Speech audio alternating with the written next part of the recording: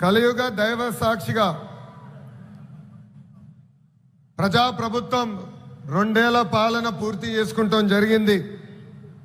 ప్రజాప్రభుత్వ అధికారులు వచ్చిన తర్వాత ప్రశాంతత వచ్చింది.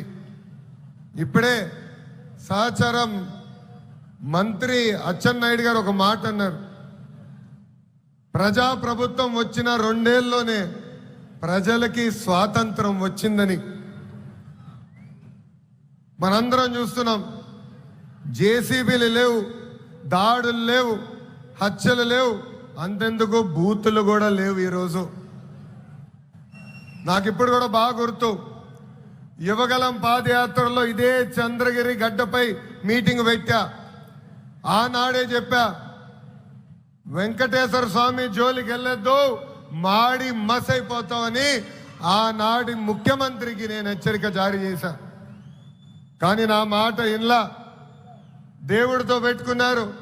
ఇప్పుడు వాళ్ళ పరిస్థితి ఏంటో ప్రజలందరూ ఒక్కసారి ఆలోచించాలి.